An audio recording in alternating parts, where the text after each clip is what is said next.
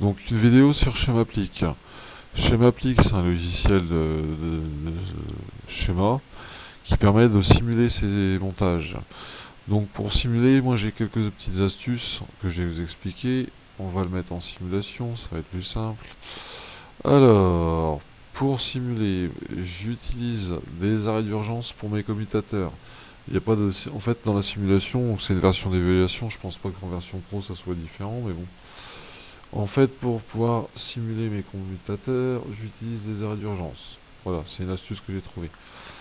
Donc, ici, vous avez la correction du CCF, le premier qu'on a fait, en entier, avec la gestion d'alarme. Parce que le retour de marche, c'est pour gérer des alarmes aussi. Donc là, en fait, on a les deux solutions avec le bouton poussoir, les boutons poussoirs ou le commutateur. On est parti, la solution avec bouton poussoir. Je vais mettre sous tension. Donc je vous rappelle un peu le fonctionnement. On a un ventilateur dans la salle des machines. Le ventilateur est équipé d'un retour de marche, un pressostat, qui mesure la dépression. Dès que le ventilateur il a assez de patates, il va enclencher le retour de marche. Si le retour de marche ne se fait pas au bout d'un certain temps, on va arrêter le système et on va lever une alarme. On ne demandait pas la levée d'alarme. Maintenant, le CCF, ce qui était proposé, ce qui était demandé, c'est juste de couper le système. La gestion d'alarme, on va la voir ici. La solution, elle est là, avec la gestion d'alarme. Donc, pour une simple coupure sur retour de marche, on avait donc notre commutateur, une temporisation à placer, il y avait ça à placer, et vous aviez le pressostat. Voilà, le pressostat de retour de marche. On va couper celui-là, je mets le jus ici. Donc là, le commutateur n'est pas actionné. On va lancer la temporisation, on va lancer le système. Donc voilà. Ici, on attend le retour de marche qui ne se fera pas. Voilà. Donc en fait, on voit clignoter la tempo, hein. Enfin, on voit clignoter le contacteur. Ça fait juste ça parce qu'on n'a pas de on n'a pas de gestion des alarmes. Maintenant, au bout d'un moment, si on a bien le retour de marche, ça restera enclenché, il n'y a pas de souci. Mais ce qu'on demandait, c'était d'arrêter. En fait, on va passer sur la gestion d'alarme maintenant. Donc la gestion d'alarme, on va reprendre notre cas à nous. Avec la gestion d'alarme, on envoie le jus.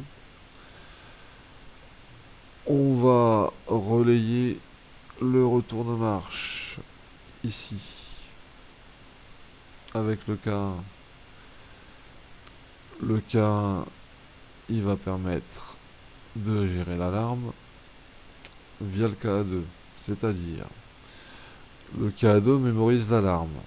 On a un bouton reset. Dès qu'on va enclencher le K1, le retour de marche, on empêche la levée d'alarme. La levée d'alarme se fait par le contacteur, il enclenche la temporisation. La temporisation vient enclencher le KM4. Le KM4, il va nous enclencher si on n'a pas de retour de marche. Si on n'a pas le retour de marche, il va nous enclencher l'alarme. Donc on va mettre ça en route. On met en route, on laisse faire tout seul. Voilà, ça va basculer tout seul en alarme. Il faut que je règle la temporisation. On va sortir de la simulation. Je règle mon contact temporisé ici. Voilà, on va lui mettre 3 secondes. Ce sera plus simple. Appliquer. Ok, c'est reparti. On resimule. Hop, simuler. Donc, je remets mon morceau en route. On laisse la tempo s'écouler. Voilà, on a déclenché l'alarme. On va refaire doucement. Voilà. Alors, on a quitte l'alarme.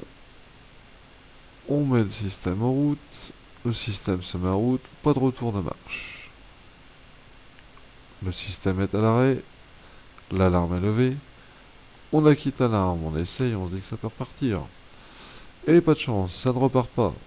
Voilà. Donc, on a géré l'alarme avec un commutateur. Bon, la chaîne n'est pas très compliquée. De toute manière, il y a la gestion d'alarme à faire. Donc voilà, il n'y a que celui-là à relayer. Et encore, je l'ai relayé, il n'y a qu'un contact d'utiliser. C'est parce que c'est en fait un contact NF. Dans la doc que je vous avais donné, le contact il fait les deux. Donc si vous avez un inverseur ici, il n'y a pas besoin de relayer. Voilà, donc on va regarder maintenant la partie avec bouton poussoir. S'il y a des affaissins de dos, on est parti. Donc la même chose qu'à côté, hein, marche arrêt avec bouton poussoir. On retrouve bien notre KM2 pour éviter la marche automatique. Sauf que là c'est un peu plus simple de ce côté-là. Il y a le KA2. Il faut pas KA2 pour qu'on puisse marcher. Donc quand on n'a pas KA2, c'est qu'on n'a pas d'alarme. On acquitte l'alarme. Donc là en fait on peut lancer. On peut lancer. Voilà, c'est parti. Donc là on va régler aussi la tempo. Ça permet de voir sortir du mode. On sort du mode. On passe sur le réglage. Hop. On lui met 5 secondes. C'était un peu court. Hop. Voilà. On est reparti en simulation. On envoie du steak. Je rigole. Il faut bien faire un peu d'humour, on a le droit. Allez, on met le jus sur la partie commande avec bouton poussoir. Donc, on va mettre en route le système et on va le laisser faire. Voilà, la tempo. La tempo c'est cool. Rien ne s'est passé. Notre K2 gère l'alarme. C'est mémorisé. Ça sonne. On arrive. Et on va acquitter l'alarme. Voilà. Donc là, le système, il est reparti. Il y a rien qui empêche de remettre en route. Maintenant, dès qu'on va remettre en route en bas dans la salle des machines, on va attendre parce que là, on sait qu'il y a un problème, donc on va attendre devant. Et il se passe la même chose. Et ben là, il faut sortir les glingues.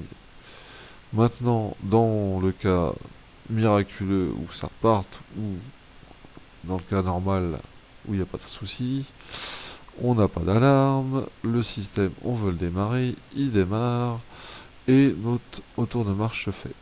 Voilà, le retour de marche se fait. Donc voilà, ça fonctionne. La tempo normalement assez enclenchée.